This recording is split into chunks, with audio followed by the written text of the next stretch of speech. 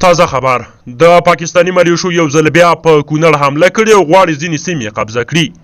د کونړ اوسیدونکي څه وایي، ولسي جرګه ولې په غوسه ده او تادین خان څه کړي وو؟ هیله دا ویډیو راسره تر پایه وګورئ. د ملت پلس قدرمنو کتونکو سلامونه مې ومنئ. هیله دا راته برک روغ وئ.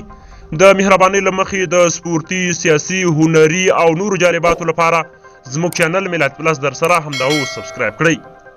پاکستاني ځواکونه په کونړ ولایت کې د ډیورند تپل شوې کرښې په اوږدو کې له صفري نقطې راوختي او نظامي بیسونه جوړ کړي دي. د کونړ اوسیدونکي وایي چې د دغه ولایت د سرکاڼو ولسوالۍ اړوند نواپا سیمه کې د ډیورند فرضي کرښې په اوږدو کې پاکستاني ځواکونه له صفري نقطې راوختي او نظامي بیسونو جوړولو باندې لګیا دي. د ترهګرو ځاله پاکستان او د دغه هیواد پوځیان وخت ناوخت له ټولو نړیوالو نورمونو څخه سرغړونه کوي او پر ډیورند تپل شوې پوله باندې له صفري نقطو څخه راوړاندې کیږي او ډیری وخت اغزن سیم کش کوي چې ډیر کله یا د ولس او یا هم د دولتي ځواکونو له غاښ ماتونکي ځواب سره مخ کیږي. تیره میاشت هم د پاکستاني ځواکونو لخوا ورته سرغړونه شوې وه او د کندهار په سپین بولدک کې له صفري نقطې سره د اغزن سیم د کش کولو هڅه وکړه.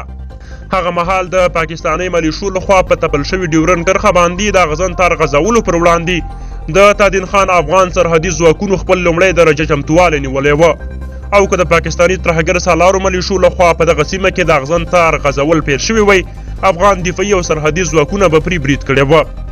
دا په داسې حال کې ده چې په تیر کې هم وخت ناوخت د پاکستاني ملیشو لخوا د ډیورند پر تپل شوي او نه منونکي کرښه باندې د اغزن تار غځولو هڅې شوي دي چې یا د افغان میړنیو سرحدي ځواکونو او یا هم د ولس له غاښ ماتونکي ځواب سره مخ شوي دي.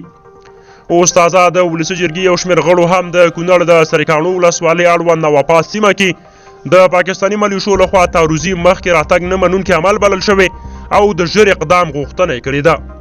دوی زیاتوي چې حکومت باید د دفاع او بهرنیو چارو وزارت ګډ پلاوي سیمې ته واستوي تر څو دغه پیښه له نږدې وڅېړي او پاکستاني لوري پر وړاندې جدي او پر وخت اقدام وکړي.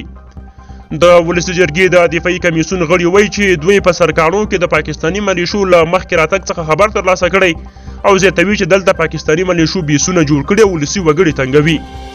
په ولسي جرګه کې د کونړ ولایت استازي وایي چې پاکستاني ملیشو په ځلونو په دغه ولایت کې ورته سرغړونې کړي دي او زیاتوي چې افغانستان ته د پاکستاني لوري دا ډول کړنې هیڅ د منلو وړ نه دي.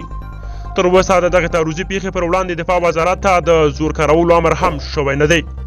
ډیره مننه. ویډیو لایک کړئ، خپلو دوستانو سره شریکه کړئ او زموږ چینل سبسکرایب کړئ. تر بیا ښې چارې.